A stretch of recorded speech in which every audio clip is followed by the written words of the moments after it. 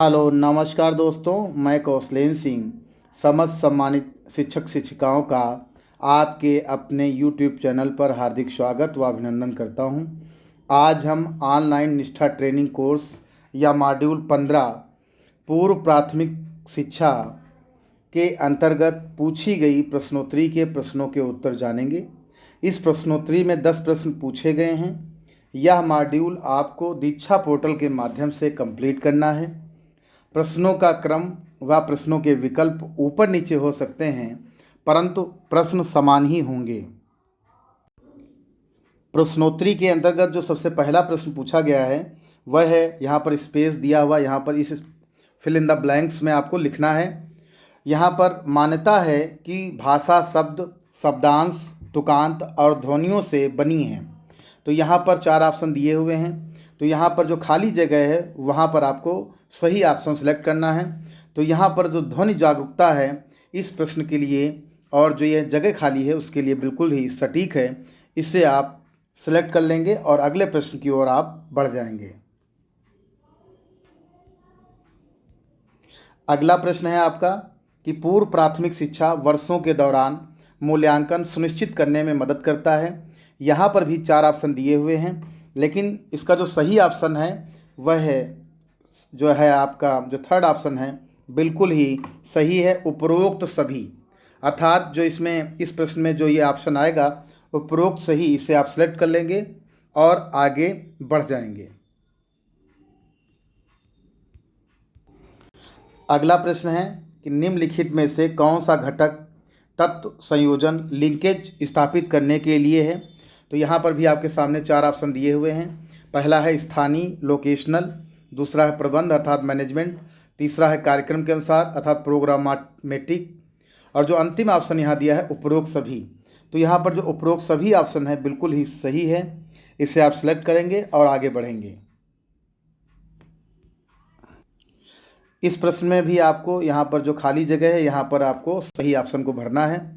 तो यहाँ पर दिया हुआ कक्षा के भीतर के क्षेत्र हैं जहाँ बच्चों को विकास के एक विशिष्ट आयाम से संबंधित सामग्री मिलती है।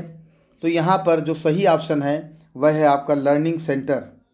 तो लर्निंग सेंटर को यहाँ पर जहाँ पर जगह खाली जगह है वहाँ पर आपको लिखना है कि लर्निंग सेंटर कक्षा के भीतर यहाँ पर भीतर के क्षेत्र हैं जहाँ बच्चों को विकास के एक विशिष्ट आयाम से संबंधित सामग्री मिलती है। तो इसे आप सिलेक्ट कर लेंगे।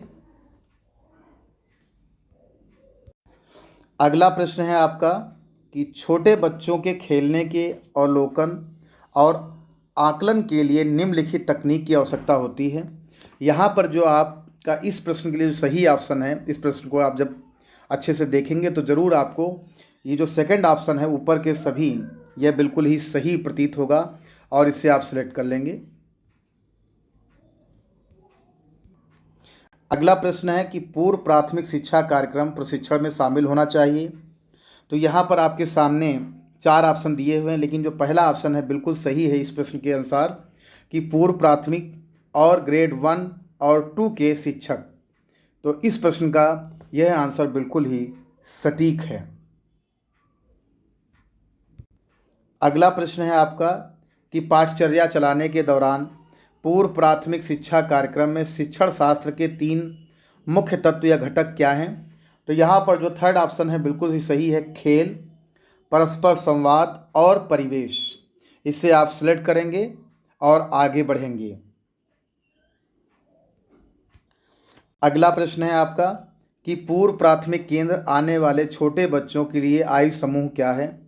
तो यहाँ पर आपके सामने जो दिया हुआ है, जो अंतिम ऑप्शन 3 से 6 साल का जो बच्चों का आयु समूह है वह पूर्व प्राथमिक केंद्र जाने के लिए रखा गया है।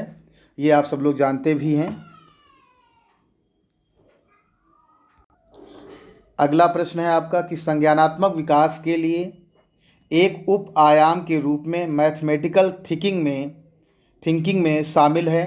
तो यहाँ पर आपके सामने 4 ऑप्शन दिए हुए हैं, लेकिन जो थर्ड ऑप्शन है बिल्कुल ही सही है कि आकार और स्थान की समझ। इसे आप सिलेक्ट कर लेंगे और इसके बाद आप अंतिम प्रश्न की ओर बढ़ जाएंगे।